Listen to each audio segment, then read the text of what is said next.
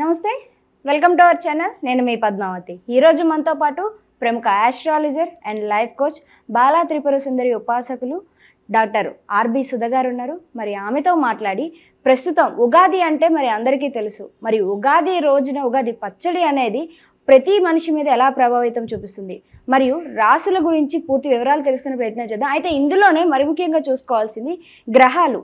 ఈ ప్లానెటరీస్ అనేవి మనుషుల మీద ఎటువంటి ప్రభావితం చూపిస్తాయి. అది కన్నా ఒక రోజు ముందే మనకి షష్టగ్రహ కూటమి వస్తుంది. సో ఇది అందరికీ తెలుసు.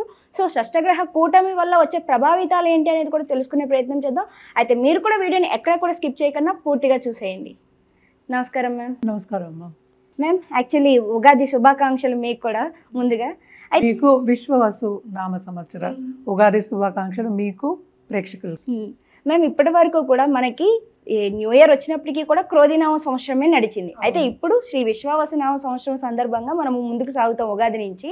అయితే ఈ సంవత్సరం ఏ ఏ రాశుల వరకు ఎటువంటి ప్రభావితం చూపిస్తుంది, ముఖ్యంగా మాట్లాడాలంటే ప్లానెటరీస్ మన మనుషుల మీద ఎక్కడో ఉన్న గ్రహాలు మనకు అనుకూలం చూపిస్తాయని అనేది మనకి పెద్దలు చెప్తూ ఉంటారు. సో ఇవన్నీ కూడా మనకి ఎక్కడ ఏ గ్రహం ఉంది, అది ఏ ఏ రాశి మీద ఎలా ప్రభావితం చూపిస్తుంది అంటారు? తప్పక ఫస్ట్ ఎప్పుడైనా మన రాశి ఫలితాలు మాట్లాడుకున్నప్పుడు మనం గోచారం మాట్లాడుకుంటాం.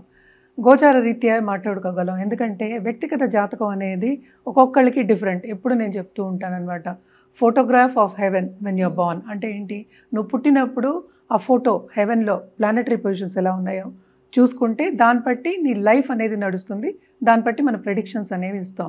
అలాగే గ్రహాలు అనేవి మోగుతూ ఉంటాయి. మనం ఎక్కడ ఏంటి నిల్చునే లేదు, లైఫ్ కూడా అంతే, మోగుతూనే ఉండాలి, ఒక చోట కూర్చోలేము. సో మోగుతూ ఉన్నప్పుడు మనకి తెలుసు 9 ప్లానెట్స్ ఉన్నాయి, 12 మనం భావాలు అంటాం, రాశులు అంటాం. ఎప్పుడు రాశి ఫలితాలు చెప్పినప్పుడు మనం రాశులు తీసుకుంటాం అనమాట. దాన్ని మనం భావాల కింద కూడా తీసుకుంటూ ఉంటాము. మోస్ట్ ఇంపార్టెంట్ ఈ సంవత్సరం యాక్చువల్గానే ఏంటంటే మనకి ఈ ఉగాది నుంచి, అసలు ఉగాది అంటే ఏంటి, న్యూ ఇయర్ మనకి తెలుసు, కొత్త సంవత్సరం అంటే ఒక యుగం ముగించి ఇంకో యుగం స్టార్ట్ అవుతుంది అనేది ఉగాది అనేది ఒక మీనింగ్ అనమాట దానికి. బట్ మోస్ట్ ఇంపార్టెంట్ ఏంటంటే ఇవి సోలార్ ఎక్లిప్సెస్ 2 వెళ్ళిపోతున్నాయి. మనకి ఎప్పటికైనా తెలుసు మన చంద్రమానం మనం ఎక్కువ చేసుకుంటాం, ఎందుకంటే చంద్రుడిని చూసి చేసుకుంటాం ఎక్కువ సూర్యమానం కన్నా. సో ఎప్పటికైనా అమావాస్య తర్వాత మనకి ఒక మంత్ అనేది స్టార్ట్ అవుతుంది, ఒక నెల అనేది స్టార్ట్ అవుతూ ఉంటుంది. మనకి తెలిసిన ఒక విషయం, అది పాడ్యమి రోజు, శుద్ధ పాడ్యమి రోజు మనకి స్టార్ట్ అవుతూ ఉంటుంది. అది ఉగాది మనకి ఈసారి మార్చ్ 30, 2025కి మొదలవుతోంది. అలాగే మార్చ్ 2026 వరకు ఉందన్నమాట, 1 ఇయర్ మనకి. మనం ఇప్పుడు మాట్లాడుకునేది ఆ రాశి ఫలితాల గురించే. బట్ మోస్ట్ ఇంపార్టెంట్, రాశి ఫలితాలు ఎలా మాట్లాడుకోవాలి అంటే ఫస్ట్ మనం గ్రహాలు ఎక్కడ ఉన్నాయనేది చూసుకోవాలి. అది చూసుకోకుండా ఎలా ప్రెడిక్షన్స్ ఇస్తాము. చాలామంది ఉత్తిని ఫోన్లు చేసి అడిగేస్తూ ఉంటారు, అంటే మాది ఈ రాశి మాకు ఇది చెప్పేయండి అండి. రాశి బట్టి మనం చెప్పగలం కొన్ని, కానీ అన్ని గ్రహాలని మనం తీసుకోవాలి, ఎక్కడున్నాయో పొజిషన్స్ తీసుకుని ఎలా పొజిషన్ ఉన్నాయో, ఎలా మాట్లాడుతున్నాయో ఒక గ్రహాలకి, అంటే ఎలా కలయిక ఉందో అవన్నీ చూసుకున్న తర్వాతే మనం ఒక రాశి ఫలితం అనేది, ఒక ఫలితం అనేది ఆర్ ప్రెడిక్షన్ అనేది చెప్పగలం. సో మోస్ట్ ఇంపార్టెంట్ ఈ ఇయర్ ఏమవుతుంది అనేది చూద్దాం.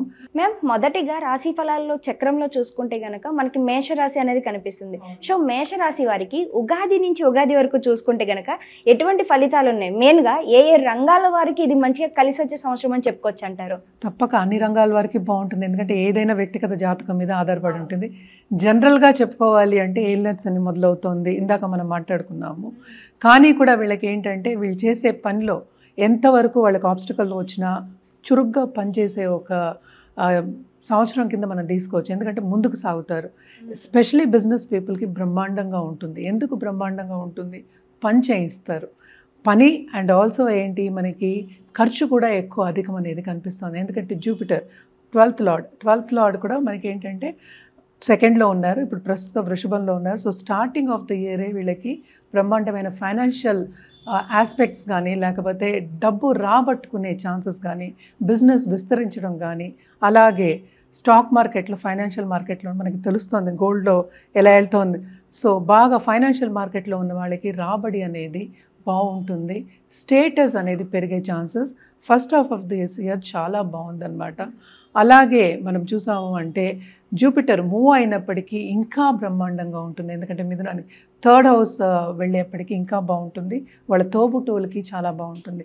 అలాగే మనం చూసాము అంటే స్టూడెంట్స్ ఎవరెవరు చదువు మీద మక్కువ చూపిస్తున్నారో, పై చదువులు వెళ్ళాలనుకుంటారో వాళ్ళందరికీ జూన్ తర్వాత చాలా బాగుంటుంది. ఎందుకంటే ఈ రాశికి అధిపతి ప్రస్తుతం ఏంటంటే ఈ నీచ స్థితిలో, ఫస్ట్ హాఫ్ ఆఫ్ దిస్ ఇయర్లో నీచ స్థితిలో ఉంటున్నారు. అది జూన్ తర్వాత కొంతవరకు తొలగిపోతుంది కనుక తప్పక వీళ్ళకి ఏంటంటే వీళ్ళు చేసే పని కానీ, వీళ్ళు చెయ్యాలనుకున్న పని కానీ తప్పక సాధించే ఒక ఛాన్సెస్ అనేవి వస్తాయి అన్నమాట. ఎలాగైనా ఫైనాన్షియల్ సిచ్యువేషన్ కొంతవరకు ఇంప్రూవ్ అవుతుంది. కానీ మోస్ట్ ఇంపార్టెంట్ మనం ఎప్పుడు చెప్పుకోవాల్సింది ఏంటంటే ఖర్చు అనేది చాలా అధికం అవుతుంది. ఎస్పెషలీ హెల్త్ రీత్యా కొంతవరకు చూసుకోవాలన్నమాట.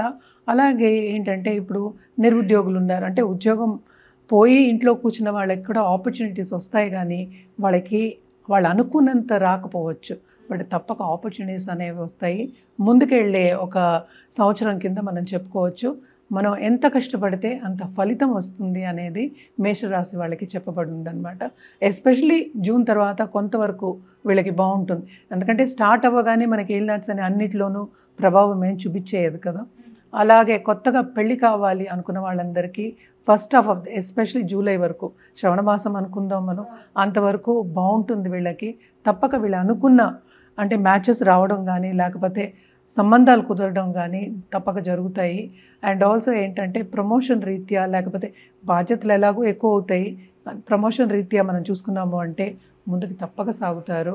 అలాగే ఏంటంటే ఆఫ్టర్ జూన్ వీళ్ళకి సపోర్ట్ సిస్టమ్ బాగుంటుంది.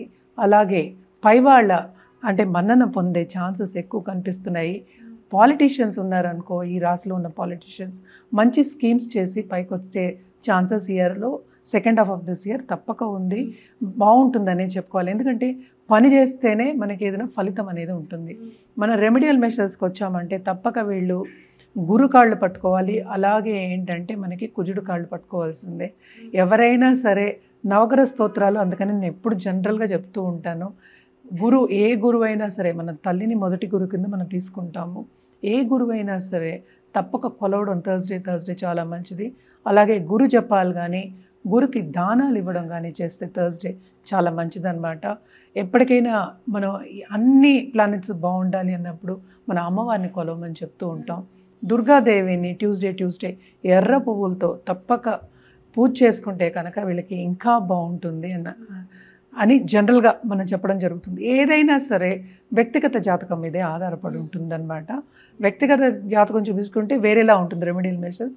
ఇవి మన రాశిలో మనం 12 రాశులే చెప్పగలం. సో రాశి వారిగానే మనం చెప్తున్నాం అనమాట. తప్పక ఈ రెమెడియల్ మెషర్స్ చేసుకుంటూ ఉంటే వీళ్ళకి వచ్చేది, ఎందుకంటే మన ఫ్యూచర్ బాగుండాలనే ఇవన్నీ చేసుకునేది ఫ్యూచర్ బాగుండాలని. సో ఫ్యూచర్ తప్పక వీళ్ళకి బాగుంటుంది, రాబడి ఇప్పుడు చాలా పెరుగుతుందన్నమాట. నిజంగా చాలా చక్కగా వివరించారు. రాశులు ఏ విధంగా ఉండబోతుందో పాటుగా ప్లానెటరీస్ ఏ విధంగా ప్రభావితం చూపించబోతున్నాయో కూడా చాలా చక్కగా వివరించారు. Thank you so much.